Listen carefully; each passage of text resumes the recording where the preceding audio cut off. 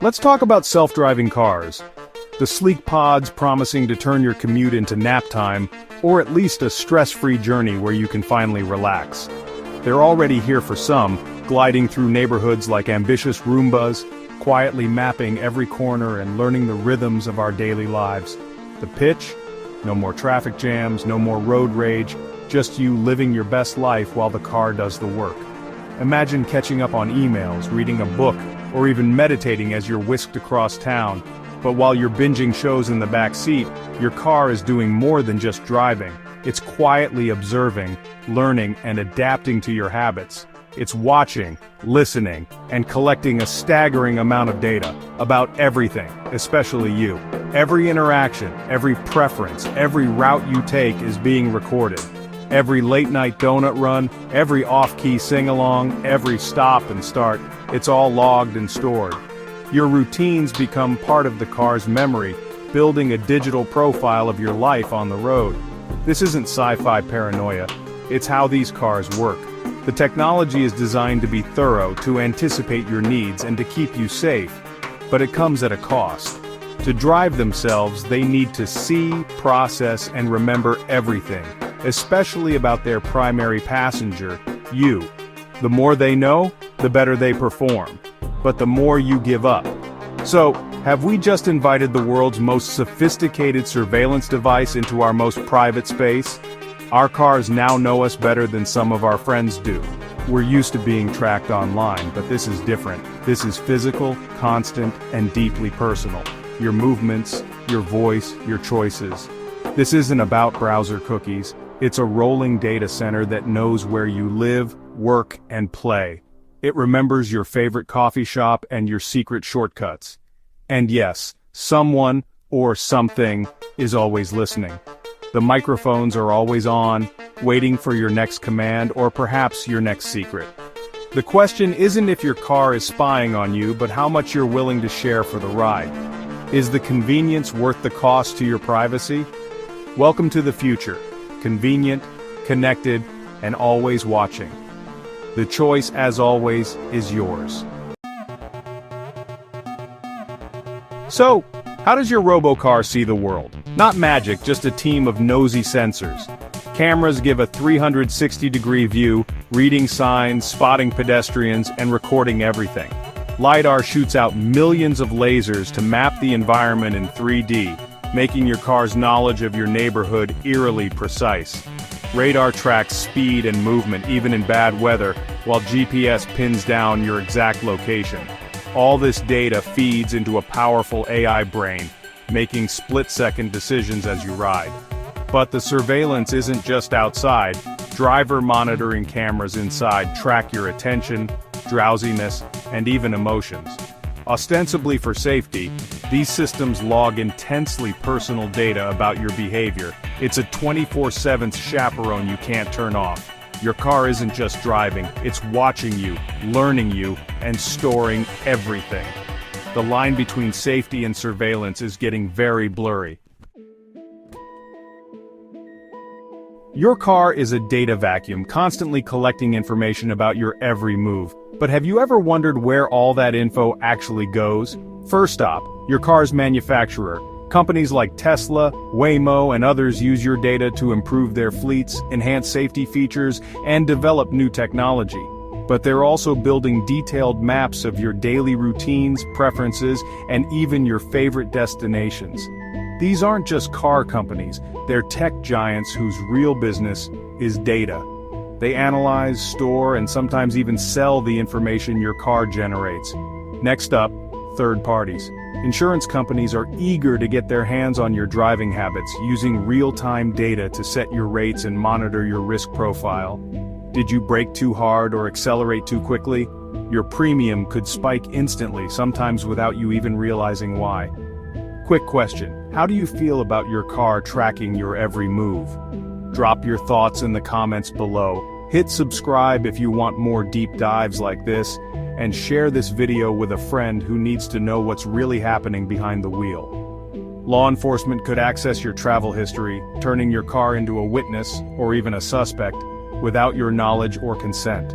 The potential for misuse is staggering, opening the door to hackers, stalkers, or anyone with the right access. Your movements, habits, and even your social circles could be mapped, analyzed, and used to predict your behavior in ways you never imagined.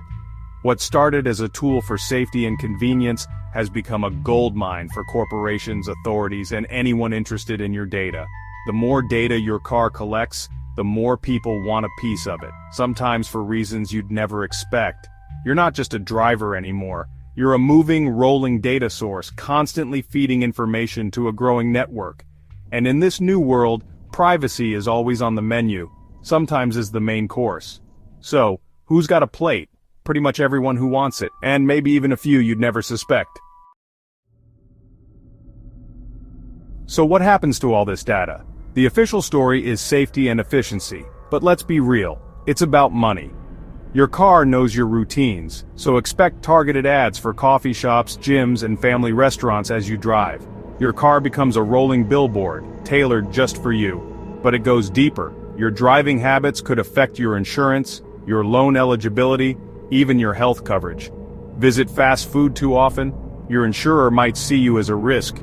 Go to political rallies? That info could be used to profile you. This isn't speculation, it's already happening with phones and social media. Now your real-world movements are part of the data game. The line between convenience and manipulation is vanishing. Your car could shape not just your route, but your reality. It's easy to get cynical, but let's be fair. Self-driving cars could save lives. Human error causes most of the million-plus road deaths each year. Autonomous cars don't get tired, distracted, or drunk. Widespread adoption could mean far fewer crashes and tens of thousands of lives saved. For the elderly and disabled, these cars offer independence and freedom. The benefits are real safety, mobility, and convenience. But at what cost? We're at a crossroads. One path leads to unprecedented convenience and safety, the other to the preservation of privacy. Can we have both, or must we choose? The dilemma is real. Progress versus privacy. The stakes? Our freedom to move untracked and our right to safety. The future is coming fast, and the choice is ours, if we're willing to make it. What are we willing to trade for a safer ride? Can you opt out of all this tracking? Not really, at least not in any meaningful way. Data collection isn't an extra, it's the foundation of how self-driving cars work. The car needs to see, map, and communicate constantly to function safely. Turning off the data would be like blindfolding the driver, rendering the car nearly useless. You might disable some features, but the core surveillance is non-negotiable and always present. And even if you could block your own car, you can't stop other autonomous vehicles from recording you in public spaces. In a world of self-driving cars, being outside means being on camera. Always, everywhere you go. Consent becomes impossible. You're enrolled in a data experiment by default with no real say. The choice? Accept the tracking or get left behind in your old, dumb car from the past. It's not much of a choice. It's progress, but with plenty of strings attached. Privacy isn't just fading, it's being engineered away, bit by bit, every single day.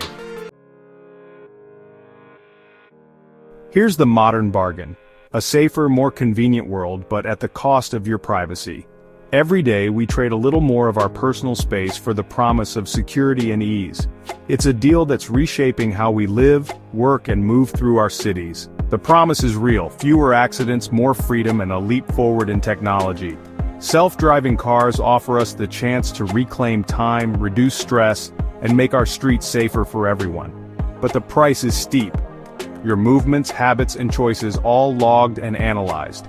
Every trip you take, every stop you make becomes a data point in someone else's system. Once privacy is gone, it's nearly impossible to reclaim. The digital footprint we leave behind is permanent, and it shapes how we're seen and treated. The people building these cars aren't villains. They're solving real problems, pushing boundaries, and dreaming of a better future. But the consequences go far beyond transportation. Our entire relationship with technology, trust, and autonomy is being rewritten. We're reshaping society, often without real debate or consent. The rules are changing, sometimes before we even realize it.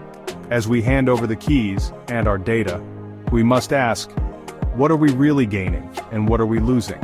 Are we making informed choices, or just going along for the ride? Safety and convenience, or freedom and privacy? The balance is delicate and the stakes are higher than ever.